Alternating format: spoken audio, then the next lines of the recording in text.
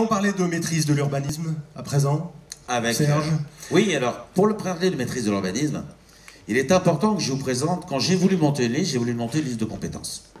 Vous les voyez, ils sont derrière moi. Je les en remercie parce qu'on vous les présentera tout à l'heure. Mais la première délégation que je donnerai, si vous me donnez la chance d'être élu maire de la ville de la Seine, je la donnerai à ma première adjointe. 2 délégations, l'écologie et l'urbanisme. Elle a une particularité qu'on ne rencontre pas tous les jours. Ça va vous faire tous sourire, parce que ça m'a fait sourire.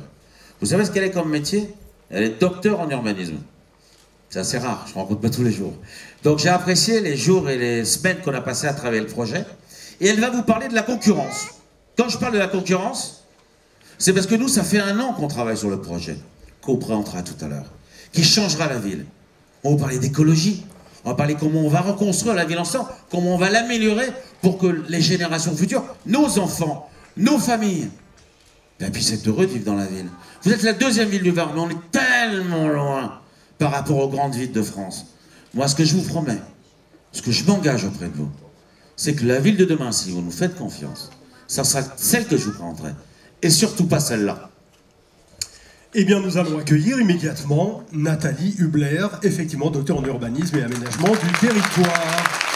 Bonsoir Nathalie. Bonsoir.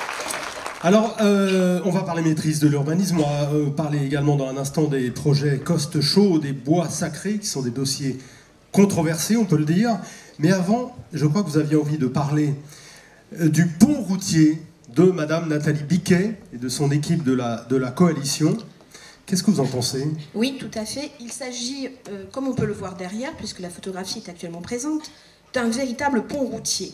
En fait, c'est tout simplement une 4 voies où vont circuler les voitures et les camions, une 4 voies posée à même la mer. Donc, Madame Nathalie Biquet se propose de ne pas bétonner la mer, par contre, de ne pas bétonner la terre, excusez-moi. Par contre, elle a choisi délibérément de bétonner la mer. Donc le parc de la Navale, comme on le voit derrière, va être littéralement coupé en 2. Or, c'est un parc où on aime aujourd'hui à se balader pour en profiter. Il va être coupé en 2 par cette 4 voies.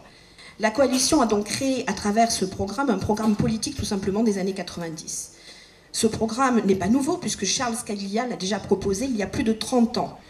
À l'époque, évidemment, on bétonnait, on faisait passer des camions. Ce n'est plus au goût du jour. Avec ce pont, en effet, on voit également que les bateaux du centre-ville, du port, ne pourront plus ni entrer ni circuler dans le port. Par ailleurs, il y a quelque chose également de fondamental, c'est l'hôtel Mercure.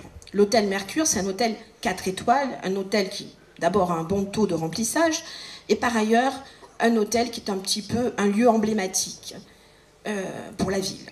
Or, qui, je vous le demande, irait ou aurait envie d'aller dormir dans un hôtel 4 étoiles pour se réveiller, ouvrir sa fenêtre et être confronté à une vue sur la route, respirer un cocktail de polluants, être assourdi par des bruits de véhicules circulants et rentrer quasiment dans un état vibratoire avec les vibrations donc amenées par ce port. C'est une catastrophe en réalité. Donc par ailleurs, notre ville compte énormément sur les projets de reconversion de la Navale. Avec ce pont, plus aucun projet de reconversion n'est possible puisque notre territoire, en fait, va être carrément fracturé en 2. Et par ailleurs, pour finir, je dirais presque la cerise sur le gâteau, on s'aperçoit tout simplement que de ce pont, les eaux de lavage vont véhiculer les polluants. Polluants qui sont présents naturellement sur les routes, les hydrocarbures, les métaux lourds, ils vont tomber dans la mer. Or, ça fait 17 ans que la commune de la Seine-sur-Mer et les autres communes de la Rade travaillent au travers du projet de contrat de baie à améliorer la qualité des eaux de la Rade. Donc ce n'est pas possible en fait. C'était la cerise sur le pont, ça. Là. Et encore, il y a aussi la vue des citoyens. Est-ce qu'on peut imaginer, plutôt que de voir la Rade, de voir en fond de décor pour nos citoyens un pont routier? Donc, depuis le port, depuis le Belvédère, depuis le parc de la Navale, depuis l'hôtel Mercure, en fait, on va avoir un paysage qui est entaché par cette vue sur des voitures, des axes de circulation bruyants et circulants. Et regardez bien le parc de la Navale. Regardez-le, il est dessiné. Il est coupé en 2 par cette autoroute. C'est-à-dire qu'on a construit un parc pour que les gens respirent l'air pur de la mer. C'est ce que était la décision qu'on avait prise avec Arthur et son équipe. Je remercie d'ailleurs M. et Mme Pouchko d'être dans la salle. C'est des amis avec qui on a construit avec Fatih ce projet pour que les gens y respirent, qu'on redynamise l'entrée de ville, qu'on ait devant notre pont Eiffel. Un élément où les gens puissent se balader. Rappelez-vous que le pont Eiffel, c'est l'époque, c'est nous qui l'avons fait illuminer, qu'on l'a stabilisé, qu'on l'a fait illuminer. C'est l'emblème de la Seine. Là devant, dans le projet proposé par mes adversaires, vous allez avoir une autoroute. Et le parc qu'on a construit où vous baladez, où vous respirez coupé en deux, eh bien non. Ça, c'est les années 90. Vous allez voir tout à l'heure ce qu'on vous propose. Et comment nous, on voit la vie de la Seine. Parlons de Coste Chaude. Eh bien, parlons-en. Effectivement, les projets de Coste Chaude et de Bois Sacré font débat, c'est le moins qu'on puisse dire. Nathalie, quel est votre positionnement à vous sur le sujet? Bois Sacré et Coste Chaude, en fait, c'est deux projets de bétonisation. Nous, pour le Bois Sacré, avec Serge Daninos, nous prévoyons des jardins partagés, des espaces ombragés de fraîcheur. Ça va devenir des espaces naturels sensibles, des espaces protégés. Pour Coste Chaude, nous avons fait le choix de créer un belvédère naturel, bien sûr, avec des vues sur la rade. Et ça va être un espace remarquable, une fois de plus, un espace protégé. Pour nous, l'avenir de notre ville dépend de manière intrinsèque sur une dynamisation de la végétalisation. C'est-à-dire qu'il va falloir créer un indice de bien-être pour chaque citoyen, pour chacun de nous, croissant, mais également, il va falloir aussi travailler sur un urbanisme maîtrisé.